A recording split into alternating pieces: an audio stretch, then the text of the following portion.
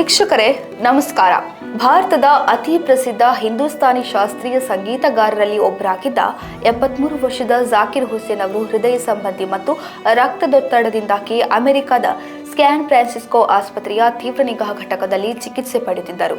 ಆದರೆ ದುರಾದೃಷ್ಟವಶಾತ್ ಚಿಕಿತ್ಸೆ ಫಲಿಸದೆ ಅಮೆರಿಕದಲ್ಲಿ ಕೊನೆಯುಸಿರೆಳೆದಿದ್ದಾರೆ. 1951 ಮಾರ್ಚ್ 9ರಂದು ಮುಂಬೈನಲ್ಲಿ ಪ್ರಸಿದ್ಧ ಸಂಗೀತ ಕುಟುಂಬದಲ್ಲಿ ಜನಿಸಿದ ಜಾಕಿರ್ ಹುಸೇನ್ ಅವರ ಸಾಧನೆಯ ದಾರಿ ಸುಲಭದಾಗಿರಲಿಲ್ಲ. ಪ್ರಸಿದ್ಧ ಭಾರತೀಯ ತಬಲಾ ವಾದಕ ಉಸ್ತಾದ್ ಅಲ್ಲಾ ರಖಾ ಖಾನ್ ಅವರ ಮಗನಾಗಿದ್ದರು. ಆರಂಭದ ದಿನಗಳಲ್ಲಿ ಜಾಕಿರ್ ಅವರ ಸಂಗೀತದ ಜೊತೆಗಿನ ಪಯಣ ತುಂಬಾ ಕಷ್ಟಕರವಾಗಿತ್ತು.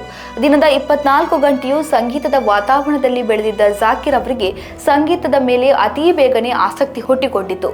ಬಳಿಕ ತಮ್ಮ ತಂದೆಯವರೊಂದಿಗೆ ಕಠಿಣ ಅಭ್ಯಾಸದಲ್ಲಿ ತೊಡಗಿದ್ದರಿಂದಲೇ ತಬಲಾ ನುಡಿಸುವಿಕೆಯ ಮೇಲೆ ಹಿಡಿತ ಸಾಧಿಸಿದರು. ತಮ್ಮ 7ನೇ ವಯಸ್ಸಿನಲ್ಲಿಯೇ ಸಂಗೀತ ಕಚೇರಿಗಳನ್ನು ನಡೆಸಿಕೊಡಲು ಆರಂಭಿಸಿದ ಜಾಕಿರ್ ಅವರು 12ನೇ ವಯಸ್ಸಿನಲ್ಲಿ ಸಂಗೀತ ಕಚೇರಿಗಾಗಿ ಪ್ರವಾಸವನ್ನು ಆರಂಭಿಸಿದರು. ₹5 ಸಂಭಾವನೆ ಪಡೆದಿದ್ದ ಹುಸೇನ್ ಇಂದು ಕುಟುಂಬದವರಿಗೆ ಕೋಟಿ ಆಸ್ತಿಯನ್ನ ಬಿಟ್ಟು ಹೋಗಿರುವ ಜಾಕಿರ್ ಪಂಡಿತ್ ರವಿಶಂಕರ್, ಉಸ್ತಾದ್ ಅಲಿ ಅಕ್ಬರ್ ಖಾನ್, ಬಿಸ್ಮಿಲ್ಲಾ ಖಾನ್, ಪಂಡಿತ್ ಶಾಂತ್ ಪ್ರಸಾದ್ ಮತ್ತು ಪಂಡಿತ್ ಕಿಶನ್ ಮಹಾರಾಜ್ ಅವರಂತಹ ಸಂಗೀತ ದಿಗ್ಗಜರು ಭಾಗವಹಿಸಿದ್ದ ಸಂಗೀತ ಕಚೇರಿಯಲ್ಲಿ ತಮ್ಮ 12ನೇ ವಯಸ್ಸಿನಲ್ಲಿ ತಮ್ಮ ತಂದೆಯವರೊಂದಿಗೆ ಭಾಗವಹಿಸಿ ₹5 ಸಂಭಾವನೆಯನ್ನ ಪಡೆದಿದ್ದರು. ಈ ಕುರಿತು ಸಂದರ್ಶನವೊಂದರಲ್ಲಿ ಮಾತನಾಡಿದ ಹುಸೇನ್, ನಾನು ನನ್ನ ಜೀವನದಲ್ಲಿ ಸಾಕಷ್ಟು ಹಣ ಗಳಿಸಿದ್ದೇನೆ, ಆದರೆ ಆ ₹5 ಮಾತ್ರ ಅತ್ಯಮೂಲ್ಯ ಎಂದಿದ್ದರು. ಮಡಿಲಿನಲ್ಲೇ ತಬಲಾ. ತಮ್ಮ ಆರಂಭದ ದಿನಗಳಲ್ಲಿ ತಬಲಾವನ್ನು ಮಡಿಲಲ್ಲೇ ಇಟ್ಟುಕೊಂಡು ರೈಲಿನಲ್ಲಿ ಪ್ರಯಾಣಿಸುತ್ತಿದ್ದ ಜಾಕಿರ್ ಜಾಗತಿಕ ಮಟ್ಟದಲ್ಲಿ ಮಿಂಚಿದ ಪರಿ ಮಾತ್ರ ಬಹಳ ವಿಶೇಷ. ಹಣದ ಕೊರತೆಯ ಕಾರಣ ಜಾಕಿರ್ ಅವರು ಹಲವಾರು ಕಾರ್ಯಕ್ರಮಗಳಿಗೆ ಹೋಗುವಾಗ ರೈಲಿನ ಜನರಲ್ ಕೋಚ್ನಲ್ಲಿ ಪ್ರಯಾಣಿಸುತ್ತಿದ್ದರು. ಈ ವೇಳೆ ಸೀಟು ಸಿಗದಿರುವಾಗ ಪೇಪರ್ ಅನ್ನು ಹಾಸಿ ನೆಲದ ಮೇಲೆ ಮಲಗುತ್ತಿದ್ದ ಹುಸೇನ್ ತಬಲಾಗೆ ಯಾರ ಪಾದವೂ ತಾಗದಂತೆ ಮಡಿಲಲ್ಲಿಟ್ಟುಕೊಂಡೇ ಮಲಗುತ್ತಿದ್ದರಂತೆ. ವಿದೇಶಗಳಲ್ಲೂ ಮಿಂಚಿದ್ದ ಹುಸೇನ್ ತಬಲಾವನ್ನು ಜಾಗತಿಕ ವೇದಿಕೆಗೆ ತರುವಲ್ಲಿ ನಿರ್ಣಾಯಕ ಪಾತ್ರ ವಹಿಸಿದ್ದ ಜಾಕಿರ್ ಹುಸೇನ್ ನ್ಯೂಯಾರ್ಕ್ ನಗರದ ಫಿಲ್ಲೋರ್ ಈಸ್ಟ್ನಲ್ಲಿ ಪಂಡಿತ್ ರವಿಶಂಕರ್ ಅವರೊಂದಿಗೆ ಹುಸೇನ್ ತಮ್ಮ ಚೊಚ್ಚಲ ಅಮೆರಿಕನ್ ಪ್ರದರ್ಶನ ನೀಡಿದರು.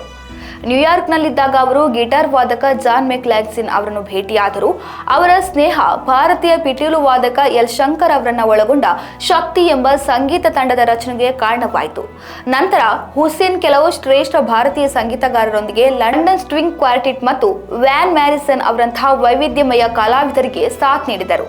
ಅಷ್ಟೇ ಅಲ್ಲದೆ ಆಲ್ ಸ್ಟಾರ್ ಗ್ಲೋಬಲ್ ಕನ್ಸರ್ಟ್ನಲ್ಲಿ ಭಾಗವಹಿಸಲು ಅಮೆರಿಕದ ಮಾಜಿ ಅಧ್ಯಕ್ಷ ಬರಾಕ್ ಒಬಾಮಾರಿಂದ ಆಹ್ವಾನ ಪಡೆದ ಮೊದಲ ಭಾರತೀಯ ತಬಲಾ ವಾದಕರೆನಿಸಿದ್ದರು. 6 ದಶಕಗಳ ಕಾಲ ಅವರ ವೃತ್ತಿ ಜೀವನದಲ್ಲಿ ಜಾಕಿರ್ ಹುಸೇನ್ ಅವರು ಹಲವಾರು ಹೆಸರಾಂತ ಭಾರತೀಯ ಹಾಗೂ ಅಂತಾರಾಷ್ಟ್ರೀಯ ಕಲಾವಿದರೊಂದಿಗೆ ಸಾಥ್ ನೀಡಿದ್ದಾರೆ. ಬರೀ ಸಂಗೀತ ಮಾತ್ರವಲ್ಲದೆ ಹಲವು ಚಲನಚಿತ್ರ ಮತ್ತು ಜಾಹೀರಾತುಗಳಲ್ಲಿ ನಟಿಸಿ ನಟನೆಗೂ ಸೈ ಎನಿಸಿಕೊಂಡಿದ್ದರು. ಮುಡಿಗೇರಿಸಿಕೊಂಡ ಪ್ರಶಸ್ತಿಗಳು.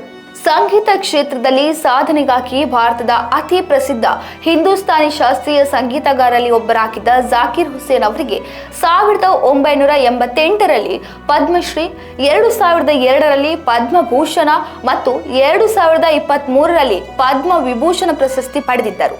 ಅವರಿಗೆ ಒಟ್ಟು 4 ಬಾರಿ ಗ್ರಾಮಿ ಪ್ರಶಸ್ತಿ ಲಭಿಸಿದ್ದು, 66ನೇ ಗ್ರಾಮಿ ಪ್ರಶಸ್ತಿ ಸಮಾರಂಭದಲ್ಲಿ ಅವರಿಗೆ 3ನೇ ಬಾರಿ ಗ್ರಾಮಿ ಪ್ರಶಸ್ತಿ ಲಭಿಸಿತು.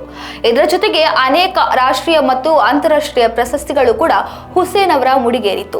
ಇವರ ನಿಧನದ ಕುರಿತು ರಾಜಕೀಯ ಮತ್ತು ಚಿತ್ರರಂಗದ ಅನೇಕ ಗಣ್ಯರು ಸಂತಾಪ ಸೂಚಿಸಿದ್ದು, ಇವರ ಅಕಾಲಿಕ ಮರಣ ಸಂಗೀತ ಕ್ಷೇತ್ರಕ್ಕೆ ತುಂಬಲಾರದ ನಷ್ಟವಾಗಿದೆ ಎಂದಿದ್ದಾರೆ. ಇದಾಗಿತ್ತು ಈ ಹೊತ್ತಿನ ವಿಶೇಷ.